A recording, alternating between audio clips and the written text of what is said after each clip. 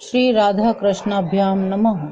भगवान श्री कृष्ण की कथा का आश्रय लेने वाले भक्तजनों में महात्मा वेद व्यास जी एवं गुरुजनों की आज्ञा से श्रीमद् भागवत महापुराण के द्वितीय स्कंद के दूसरे अध्याय को सुनाती हूँ। दूसरा अध्याय भगवान के स्थूल और सूक्ष्म रूपों की धारणा तथा क्रम मुक्ति और सद्यो मुक्ति का वर्णन। श्री सुखदेव जी कहते हैं, सृष्टि के प्रारंभ में ब्रह्मा जी ने इसी धारणा के द्वारा प्रसन्न हुए भगवान से वह सृष्टि विषयक स्मृति प्राप्त की थी जो पहले प्रलय काल में विलुप्त हो गई थी। इससे उनकी दृष्टि अमोघ और बुद्धि निश्चयात्मक का हो गई थी।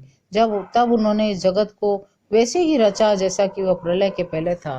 वेदों की वर्णन शैली ही इस प्रकार की है कि लोगों की बुद्धि स्वर्ग आदि निरर्थक नामों के फेर में फंस जाती है। जीव वहां सुख की वासना से स्वप्न सा देखता हुआ भटकने लगता है, किंतु उन मायामय लोकों में कहीं भी उसे सच्चे सुख की प्राप्ति नहीं होती। इसलिए विद्वान पुरुष को चाहिए वह विविध नाम वाले पदार्थों से उतना ही व्यवहार करे जितना प्रयोजनीय हो।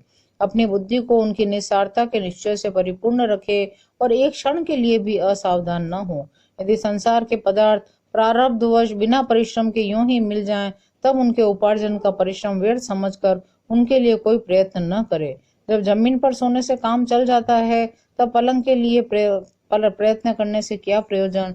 जब भुजाएं अपने को भगवान की कृपा से स्वयं ही मिली हुई है, अब तकियों की क्या आवश्यकता। जब अंजलि से काम चल सकता है तो बहुत से बर्तन क्यों बटोरें। वृक्ष की छाल पहनकर या वस्त्रहीन रहकर भी यदि जीवन धारण किया जा सकता है तो वस्त्रों की क्या आवश्यकता। पहनने को क्या रास्तों में चिचड़े नहीं है। भूख लगने पर दूसरों के लिए ही शरीर धारण करने वाले वृक्ष क्या फल फूल की भिक्षा नहीं देते। जल चाहने वालों के लिए नदियां क्या बिल्कुल सूख गई हैं। रहने के लिए क्या पहाड़ों की गुफाएं बंद कर दी गई हैं। अरे भाई, सब न सही, क्या भगवान भी अपने शरणागतों की रक्षा नहीं करते। ऐसी स्थिति में बुद्धिमान लोग भी धन के नशे में चोर घमंडी धनियों की चापलूसी क्यों करते हैं। इस प्रकार विरक्त हो जाने पर अपने हृदय में नित्य विराजमान स्वतः सिद्ध आत्मस्वरूप परम प्रियतम परम सत्य जो अनंत भगवान है, बड़े प्रेम और आनंद से दृढ़ निश्चय करके उन्हीं का भजन करें, क्योंकि उनके भजन से जन्म मृत्यु के चक्कर में डालने वाले अज्ञान का नाश हो जाता है। पशुओं की बात तो अलग है, मनुष्य में भला ऐसा कौन है जो लोगों को इस संसार रूपी वैतरणी नदी में गिरकर अपने कर्मजन्य दुखों को भोगते हुए देखकर भी भगवान का मंगलमय चिंतन नहीं करेगा। इन असत विषय भोगों में ही अपने चित्त को भटकने देगा। कोई कोई साधक अपने शरीर के भीतर हृदय आकाश में विराजमान भगवान के प्रादेश मात्र स्वरूप की धारणा करते हैं। वे ऐसा ध्यान करते हैं कि भगवान की चार भुजाओं में शंख चक्र गदा और पद्म है। उनके मुख पर प्रसन्नता झलक रही है। कमल के समान विशाल और कोमल नेत्र हैं। कदम्ब के पुष्प की केसर के समान पीला वस्त्र धारण किए हुए है। भुजाओं में श्रेष्ठ रत्नों से जड़े हुए सोने के बाजूबंद शोभायमान है। सिर पर बड़ा ही सुंदर मुकुट और कानों में कुंडल हैं, जिनमें जड़े हुए बहुमूल्य रत्न जगमगा रहे हैं। उनके चरण कमल योगेश्वरों के खिले हुए हृदय कमल की कर्णिका पर विराजित है। उनके हृदय पर श्रीवत्स का चिन्ह एक सुनहरी रेखा है। गले में कौस्तुभ मणि लटक रही है। वक्ष स्तर कभी न कुंभलाने वाली वनमाला से घिरा हुआ है। वे कमर में करधनी, अंगुलियों में बहुमूल्य अंगूठी, चरणों में नूपुर, हाथों में कंगन आदि आभूषण धारण किए हुए हैं। उनके बालों की लटें बहुत चिकनी, निर्मल, घुंघराली और नीली हैं। उनका मुख कमल मंद मंद मुस्कान से खिल रहा है। लीलापूर्ण उन्मुक्त हास्य और चितवन से शोभायमान भौहों के द्वारा वे भक्तजनों पर अनंत अनुग्रह की वर्षा कर रहे हैं। जब तक मन इस धारणा के द्वारा स्थिर न हो जाए, तब तक बार बार इन चिंतन स्वरूप भगवान को देखते रहने की चेष्टा करनी चाहिए। भगवान के चरण कमलों से लेकर उनके मुस्कान युक्त मुख कमल पर्यंत समस्त अंगों की एक एक करके बुद्धि के द्वारा धारणा करनी चाहिए। जैसे जैसे बुद्धि शुद्ध होती जाएगी, वैसे वैसे चित्त स्थिर होता जाएगा। जब एक अंग का ध्यान ठीक ठीक होने लगे, तब उसे छोड़कर दूसरे अंग का ध्यान करना चाहिए। ये विश्वेश्वर भगवान दृश्य नहीं दृष्टा हैं। सगुण निर्गुण सब कुछ इन्हीं का स्वरूप है। जब तक इनमें अनन्य प्रेम में भक्ति योग न हो जाए, तब तक साधक को नित्य नैमित्तिक कर्मों के बाद एकाग्रता से भगवान के उपर्युक्त स्थूल रूप का ही चिंतन करना चाहिए। परीक्षित, जब योगी पुरुष इस मनुष्य लोक को छोड़ना चाहे, तब देश और काल में मन को न लगाए, सुख पूर्वक स्थिर आसन से बैठकर प्राणों को जीत कर मन से इंद्रियों का संयम करे। तदनंतर अपनी निर्मल बुद्धि से मन को नियमित करके मन के साथ बुद्धि को क्षेत्रज्ञ में, क्षेत्रज्ञ को अंतरात्मा में लीन कर दे। फिर अंतरात्मा को परमात्मा में लीन करके धीर पुरुष उस परम शांतिमय अवस्था में स्थित हो जाए। फिर उसके लिए कोई कर्तव्य शेष नहीं रहता। इस अवस्था में सत्वगुण भी नहीं है। फिर रजोगुण और तमोगुण की तो बात ही क्या है। अहंकार, महत्व और प्रकृति का भी वहाँ अस्तित्व नहीं है। उस स्थिति में जब देवताओं के नियामक काल की भी दाल नहीं गलती, तब देवता और उसके अधीन रहने वाले प्राणी तो रह ही कैसे सकते हैं। योगी लोग यह नहीं इस प्रकार परमात्मा से भिन्न पदार्थों का त्याग करना चाहते हैं और शरीर तथा उसके संबंधी पदार्थों में आत्म बुद्धि का त्याग करके हृदय के द्वारा पद पद पर भगवान के जिस परम पूज्य स्वरूप का आलिंगन करते हुए अनन्य प्रेम से परिपूर्ण रहते हैं, वही भगवान विष्णु का परम पद है। इस विषय में समस्त शास्त्रों की सम्मति है। ज्ञान दृष्टि के बल से जिसके चित्त की वासना नष्ट हो गई है, उस ब्रह्मनिष्ठ योगी को इस प्रकार अपने शरीर का त्याग करना चाहिए। पहले एड़ी से अपनी गुदा को दबाकर स्थिर हो जाए, तब बिना घबराहट के प्राण वायु को षट चक्र भेदन की रीति से ऊपर ले जाए।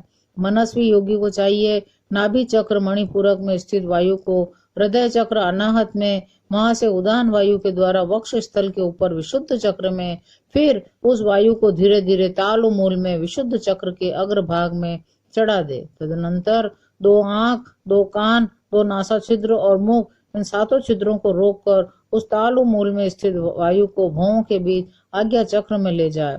यदि किसी लोक में जाने की इच्छा न हो तो आधी घड़ी तक उस वायु को वहीं रोककर स्थिर लक्ष्य के साथ उसे सहस्त्रार में ले जाकर परमात्मा में स्थित हो जाए। इसके बाद ब्रह्मरंध्र का भेदन करके शरीर इंद्रियादि को छोड़ दे।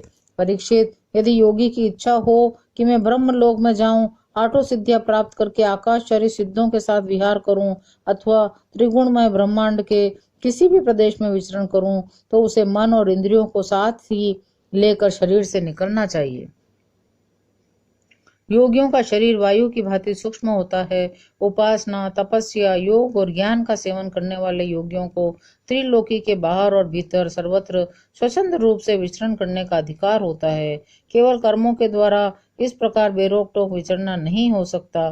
परीक्षित, योगी ज्योतिर्मय मार्ग सुषुम्ना के द्वारा जब ब्रह्म लोक के लिए प्रस्थान करता है, तब पहले वह आकाश मार्ग से अग्निलोक में जाता है। वहां उसके बचे कुचे मल भी जल जाते हैं। इसके बाद वह वहां से ऊपर भगवान श्री हरि के शिशुमार नामक ज्योतिर्मय चक्र पर पहुंचता है। भगवान विष्णु का यह शिशुमार चक्र विश्व ब्रह्मांड के भ्रमण का केंद्र है। उसका अतिक्रमण करके अत्यंत सूक्ष्म एवं निर्मल शरीर से वह अकेला ही महर लोक में जाता है। वह लोक ब्रह्म वेत्ताओं के द्वारा भी वंदित है और उसमें कल्प पर्यंत जीवित रहने वाले देवता विहार करते रहते हैं। फिर जब प्रलय का समय आता है, तब नीचे के लोकों को शेष के मुख से निकली हुई आग के द्वारा भस्म होते देखकर वह ब्रह्मलोक में चला जाता है। जिस ब्रह्मलोक में बड़े बड़े सिद्धेश्वर विमानों पर निवास करते हैं, उस ब्रह्मलोक की आयु ब्रह्मा की आयु के समान ही 2 परार्थ की है। वहां न शोक है, न दुख, न बुढ़ापा, न मृत्यु। फिर वहां किसी प्रकार का उद्वेग या भय तो हो ही कैसे सकता है। वहां यदि दुख है तो केवल एक बात का, वह यही इस परम पद को न जानने वाले लोगों के जन्म मृत्यु में अत्यंत घोर संकटों को देखकर दयावश वहां के लोगों के मन में बड़ी व्यथा होती है। सत्य लोक में पहुंचने के पश्चात वह योगी निर्भय होकर अपने सूक्ष्म शरीर को पृथ्वी से मिला देता है। फिर उतावली न करते हुए 7 आवरणों का भेद करता है। पृथ्वी रूपी जल को, जल रूपी अग्नि को आवरणों को प्राप्त होकर वह ज्योति रूप से वायु रूप आवरण में आ जाता है। वहां से समय पर ब्रह्म की अनंतता का बोध कराने वाले आकाश रूपी आवरण को प्राप्त करता है। इस प्रकार स्थूल आवरणों को पार करते समय उसकी इंद्रियां भी अपने सूक्ष्म अधिष्ठान में लीन होती जाती है। घ्राणेन्द्रिय गंध तन्मात्रा में, रसना रस तन्मात्रा में, नेत्र रूप तन्मात्रा में, त्वचा स्पर्श तन्मात्रा में, श्रोत्र शब्द तन्मात्रा में और कर्मेंद्रियां अपनी अपनी क्रिया शक्ति में मिलकर अपने अपने सूक्ष्म स्वरूप को प्राप्त हो जाती है। इस प्रकार योगी पंचभूतों के स्थूल सूक्ष्म आवरणों को पार करके अहंकार में प्रवेश करता है। वहां सूक्ष्म भूतों को तामस अहंकार में, इंद्रियों को राजस अहंकार में, मन और इंद्रियों के अधिष्ठाता देवताओं को सात्विक अहंकार में लीन कर देता है। इसके बाद अहंकार के सहित लय रूप वृत्ति के द्वारा महत्तम में प्रवेश करके अंत में समस्त गुणों के लय स्थान प्रकृति रूप आवरण में जा मिलता है। परीक्षित, महाप्रलय के समय प्रकृति रूप आवरण का भी लय हो जाने पर वह योगी स्वयं आनंद स्वरूप होकर अपने उस निरावरण रूप से आनंद स्वरूप शांत परमात्मा को प्राप्त हो जाता है। जिसे इस भगवानमयी गति की प्राप्ति हो जाती है, उसे फिर इस संसार में नहीं आना पड़ता। परीक्षित, तुमने जो पूछा था उसके उत्तर में मैंने वेदोक्त द्विविध सनातन मार्ग, सद्यो मुक्ति और क्रम मुक्ति का तुमसे वर्णन किया। पहले ब्रह्मा जी ने भगवान वासुदेव की आराधना करके उनसे जब प्रश्न किया था, तब उन्होंने उत्तर में इन्हीं दो मार्गों की बात ब्रह्मा जी से कही थी। संसार चक्र में पड़े हुए मनुष्य के लिए जिस साधन के द्वारा उसे भगवान श्री कृष्ण की अनन्य प्रेममयी भक्ति प्राप्त हो जाए, उसके अतिरिक्त और कोई भी कल्याणकारी मार्ग नहीं है। भगवान ब्रह्मा ने एकाग्र चित्त से सारे वेदों का 3 बार अनुशीलन करके अपनी बुद्धि से यही निश्चय किया कि जिससे सर्वात्मा भगवान श्री कृष्ण के प्रति अनन्य प्रेम प्राप्त हो, वही सर्वश्रेष्ठ धर्म है। समस्त चर अचर प्राणियों में उनके आत्म रूप भगवान श्री कृष्ण ही लक्षित होते हैं, क्योंकि ये बुद्धि आदि दृश्य पदार्थ उसका अनुमान कराने वाले लक्षण हैं। वे इन सब के साक्षी एकमात्र दृष्टा हैं। परीक्षित, इसलिए मनुष्यों को चाहिए कि सब समय और सभी स्थितियों में अपनी संपूर्ण शक्ति से भगवान श्री हरि का ही श्रवण करें, कीर्तन और स्मरण करें। राजन, संत पुरुष आत्मस्वरूप भगवान की कथा का मधुर अमृत बांटते ही रहते हैं। जो अपने कान के दोनों में भर भर कर उनका पान करते हैं, उनके हृदय से विषयों का विषैला प्रभाव जाता रहता है, वह शुद्ध हो जाता है और वे भगवान श्री कृष्ण के चरण कमलों की सन्निधि प्राप्त कर लेते हैं। इस प्रकार दूसरा अध्याय भगवान के स्थूल और सूक्ष्म रूपों की धारणा यहीं पर विराम लेती है। शेष अगले अंक में। जय श्री कृष्ण।